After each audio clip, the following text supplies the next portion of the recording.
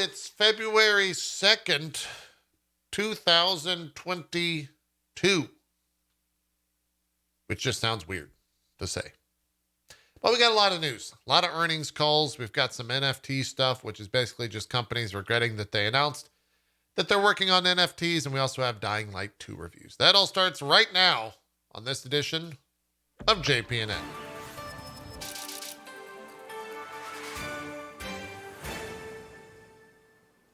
But before all that, chat, did you guys know that the New York Times has purchased Wordle?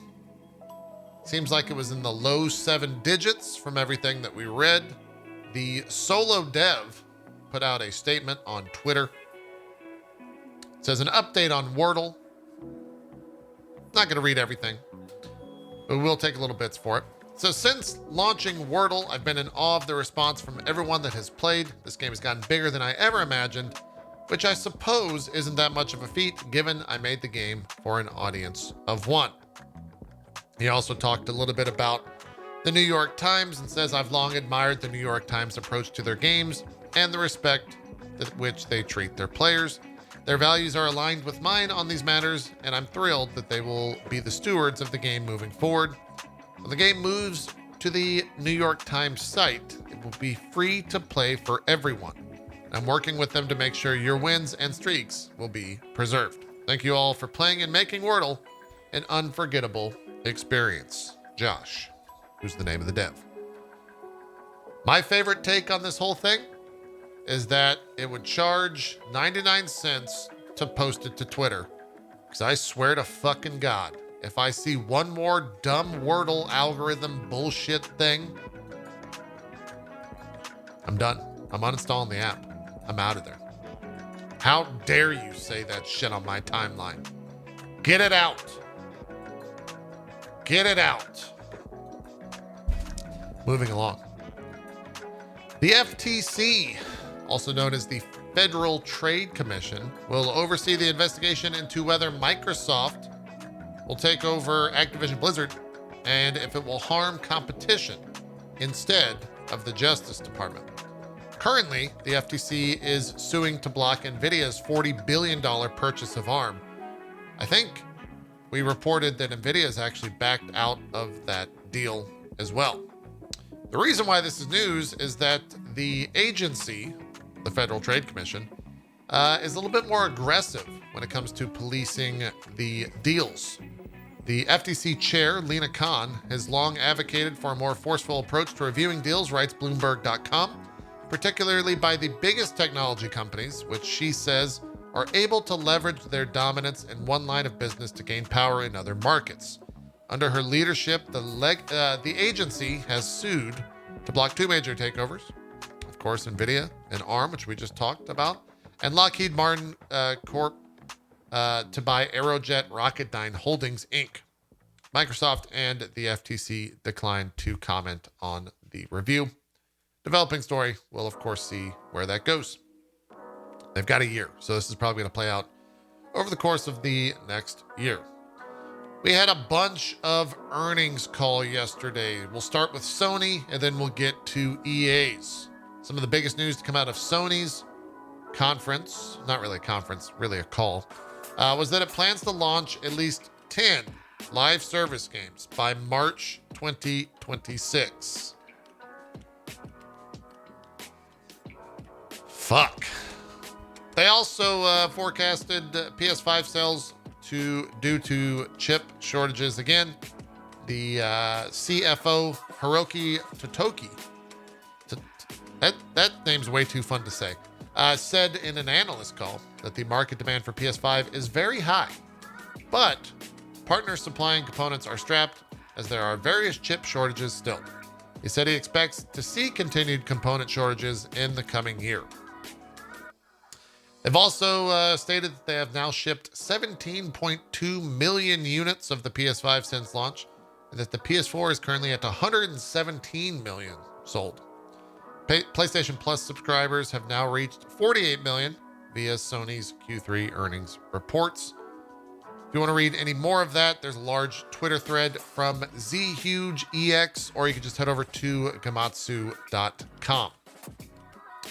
Over in EA's world, the Q4 bookings grew 7.7% to 2.5 billion. Some highlights for the quarter. FIFA 22, number one selling game in the West during 2021. Madden NFL 22 was the number 2 selling sports game in the US. I guess number 1 was FIFA. The EA Sports franchise has seen bookings grow 10% year over year, and Apex Legends is up 30% year over year. Good stuff out of that. Some stuff they didn't mention, Battlefield 2042. Didn't mention it at all. They did mention Battlefield 5. I think they straight up said that it didn't perform at all. Let's be honest. No shit, EA. I guess you got to report that to your investors, though. Regarding the Bungie acquisition, TheVerge.com has said that the acquisition is all about Fortnite and huge virtual worlds on multiple platforms. Microsoft has Minecraft, Epic Games has Fortnite, and Sony now has Destiny. The deal reveals that Sony's ambition to compete with games like Fortnite alongside the steps it has taken to bring PlayStation brand to multiple platforms. This, of course, aligns with their statement that they want to have, 10 live service games by March 2026. Destiny 2 obviously doing very well. They've got an expansion coming up this month. They've also announced that they had 1 million pre-orders for it. And as of yesterday, February 1st, there was 860,000 Destiny 2 players on at a relatively slow point in the season, as it's going to be ending right before the expansion. PlayStation, of course, leads in the total number of players with 355 of those on the platform. Ubisoft has restructured its esports department into a single global branch. I'm pausing to figure out how to say this person's name. Let's go with Francois Xavier Denele. Is now appointed as Senior Director of Esports and Competitive Gaming. Fucking Ubisoft. In the world of Activision Blizzard, we've got a great quote. An internal message from Kristen Arends, who is the company's Vice President for QA at Raven Software, I believe. Made a statement in an internal Slack channel with staff reportedly unable to reply to the message. The message was shared on Twitter by Jessica Gonzalez, who's one of the organizers behind the employee rights group ABK Workers Alliance, as well as Game Workers Alliance, the proposed union formed by Raven staff and supporters, following the layoffs at the Call of Duty Warzone studio earlier this year, or maybe late last year. He began his message by stressing that Activision Blizzard respects employees' NLRA rights to have these discussions about potential unionization and supports your rights to do so. It then said the following. A union doesn't do anything to help us produce world-class games, and the bargaining process is not typically quick, often reducing flexibility, and can be adversarial and lead to negative publicity, he wrote. All of this could hurt our ability to continue creating great games. What do you think about this, Mickey? Well, if that's what you think. Thanks, Mickey. Let's move on. Platonic, developers of Yooka-Laylee and The Impossible Lair, both the DLC and the main game. They've also published some games as well. They released the following message in the wake of the Team 17 NFT announcements. To our community, we have no interest in utilizing NFTs in any aspect of our business, now or in the future, nor do we endorse the use of NFTs in the wider world. In light of this, please be respectful when engaging with staff and community managers unwittingly affected by NFT announcements. This, of course, I think happened right before a huge amount of backlash over at Team 17, as employees, dev partners, and the community all said, "What the fuck are you doing?" Yesterday, they announced that they're done with the MetaWorms NFT project. The official statement read, Team 17 is today announcing an end to the MetaWorms NFT project. We have listened to our Teamsters, development partners, and our games communities and the concern they've expressed, and have therefore taken the decision to step back from the NFT space. So I wonder if we've reached the critical point where companies won't try to launch NFTs and will instead just not launch NFTs.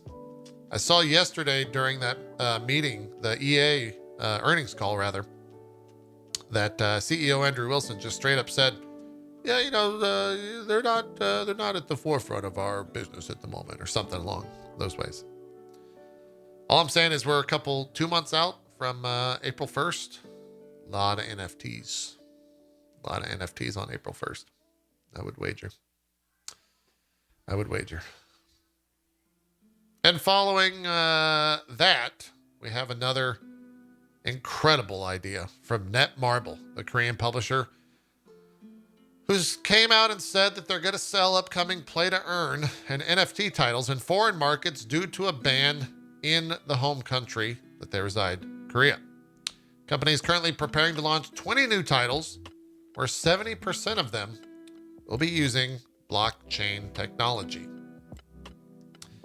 GameIndustry.biz has the article and says one of Netmarble's first play-to-earn games will be the RPG A3 Still Alive, which is scheduled to launch this March. There's also another upcoming title from the publisher to use blockchain technology that is entitled Everybody's Marble Meta World, where players will be able to build and trade NFTs as virtual real estate. Let's talk video games. Dying Light 2 is coming out here in the next couple of days. The reviews have come out.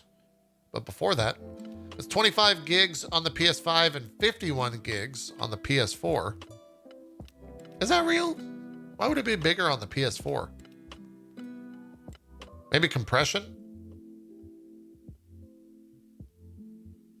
That's 43 gigs on Steam and 35 on Xbox Series X and S. File size for the Xbox One version was not shared. I don't know why people get so hung up on this stuff, but now here I am. Oh yeah, it's compression using the SSD, says chat. Makes sense. Review scores are out. Seems to be about a 8 average or so. I think the Metacritic on PC is 82. PS5 is 78. And OpenCritics at time of recording is currently sitting at 78 as well. We watched a handful of reviews and seems like gameplay is king. The story is okay, with also takes that says the story is dog shit. The voice acting is hit or miss. Rosario Dawson apparently shines in the game, but we're going to be jumping into it tonight, and hopefully that gameplay is king. A little bit of a slow start as well, both story-wise and I think character progression-wise. But hey, we'll see how it is and formulate our own opinion here on the channel.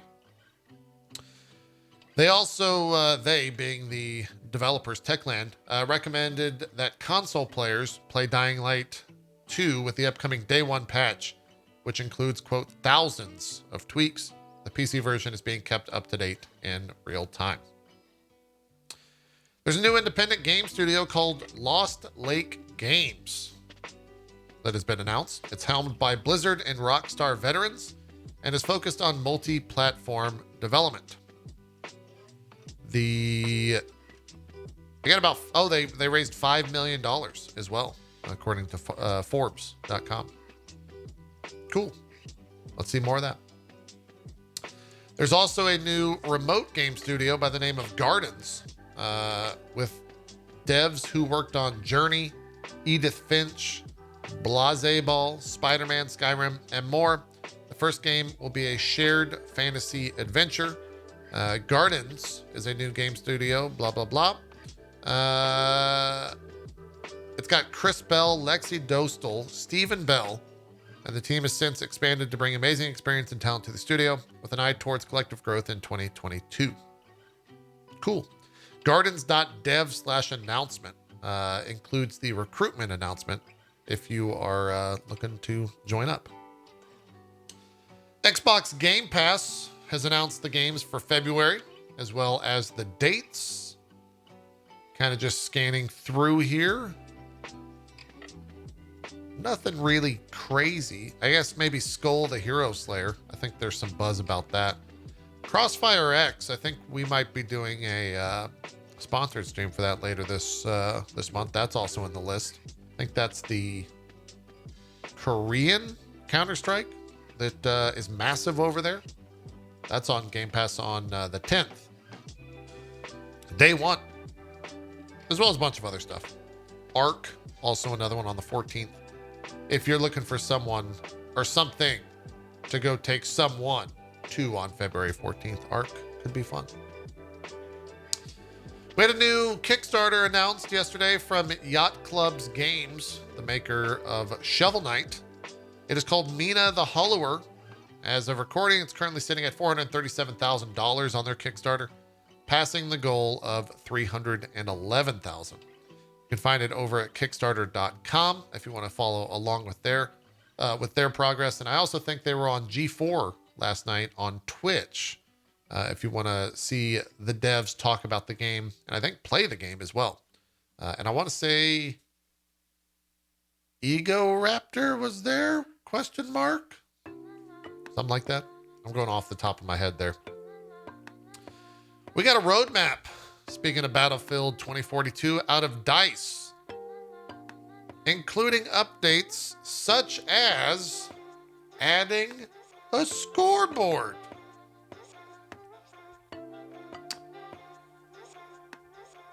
Wow. And our next update, we'll be adding a refreshed in-round scoreboard alongside further changes we've worked on since the holidays. This hurts to read. This will be an ongoing evolution from what was shown in the work in progress we shared recently. We've heard your feedback around including 2 tables and separating your own team versus the enemy. It's fucking 2022, bro. What the fuck are we talking about? Ah! Sorry. They talked about some bundles and stuff being added, and I can't. That just hurts my head. Just hurts my head. I jumped the gun earlier when we were talking about Destiny 2: The Witch Queen, but it has reached more than 1 million pre-orders. It's currently on track to be the most pre-order expansion in Destiny 2 history. I know I've got my collector's edition pre-ordered, and I'm not even playing the game on launch. Don't be like me.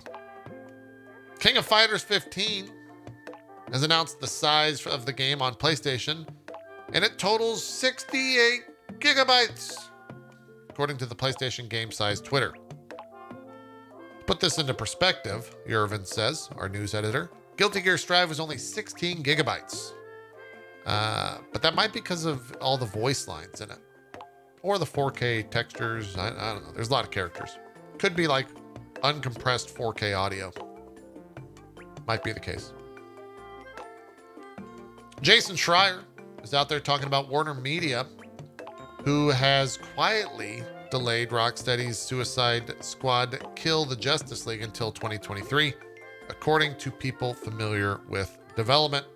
We'll probably have coverage of that on Friday if Jason Schreier is to be believed, as he generally does not lie when he goes to Twitter like that.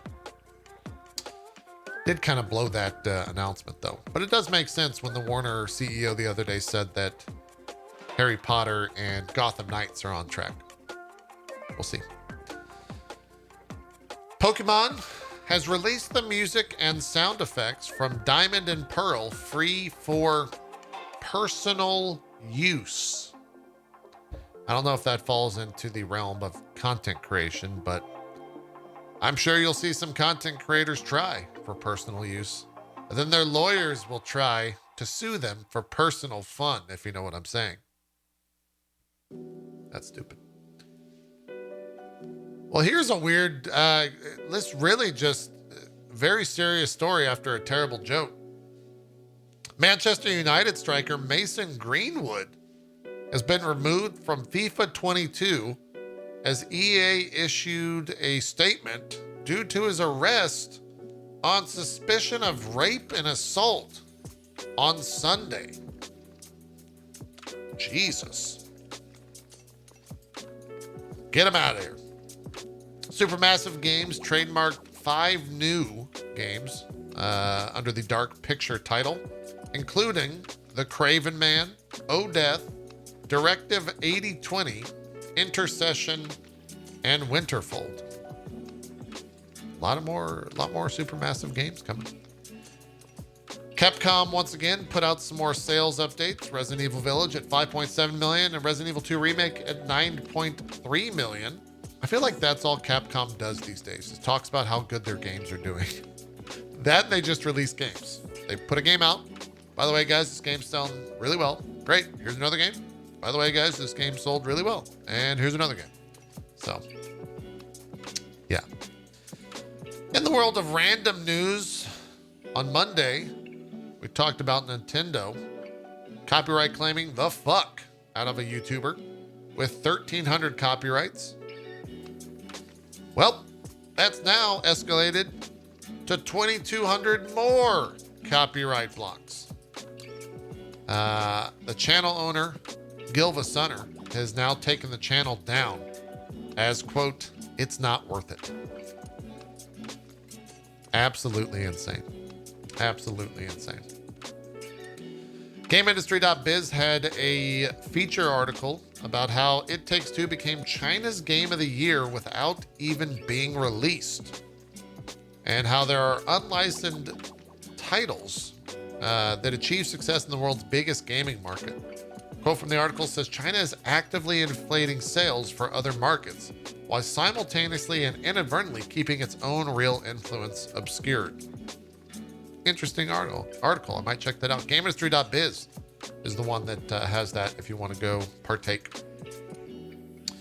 Jeff Keighley took to Twitter yesterday and said, I have heard from multiple people. As you might suspect, there are a few other big video game deals in the final stages of negotiations. It's going to be an interesting year. I do wonder if any will be as big as the Activision deal, though. If EA gets purchased, I could see that being a pretty big deal, because that would lock up FIFA and Madden. I think Square, very likely to go to Sony. But we'll see. We'll see what else happens. Capcom, definitely a company that enters into purchase.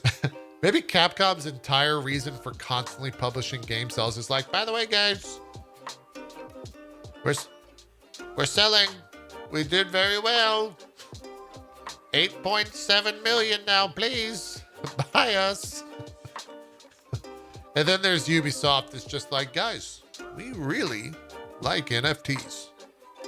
No one's going to buy them. No one's going to buy them at all.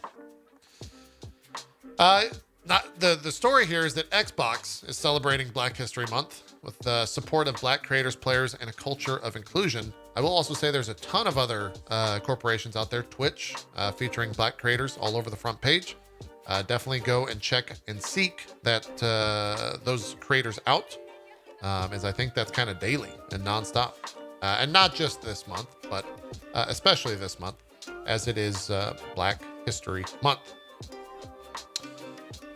Valorant, the game is boosting diversity in esports, and they're creating models for the next generation, according to a story over at CNN. There's also a new book coming out from Reggie Fils-Aimé called Disrupting the Game from the Bronx to the Top of Nintendo. I believe that hits in March, or is that May? What did he say on his Twitter account? May 3rd, 2022. And he had a great photo to go along with it. This is the cover of the book. I don't think my camera frame is primed, but there you go. Right there. For any VOD viewers. Looks good. I'll probably read that. Been a big fan of Reggie. since the early days of E3. And a rumor from GameSpot.com, as there's a new leak suggesting, I know, chat, calm down, but Nathan Drake is coming to Fortnite. Of course, Tom Holland's version. I know you guys are excited to get strapped in with some Drake action. Or some, I don't know what the Fortnite kids say. Anyways, that will do it for the news today here on this Wednesday, the 2nd of February. I hope you guys enjoyed the show. Don't forget, if you are tired of pulling up a video on YouTube, you can grab a podcast of JPNN, where podcasts are available. Do let us know if you are utilizing that on Twitter or something like that, or leave a review on whatever podcast platform you're on. And if you simply want to keep using the YouTube VOD, by all means, we appreciate you, and hope you guys enjoy the content. All right, we'll see you Friday, where maybe I'll add in some Dying Light 2 commentary and whatever the hell else news we've got for you. All right, that'll do it. We will see you guys then. Have a great rest of your week. We'll talk to you Friday. Bye-bye.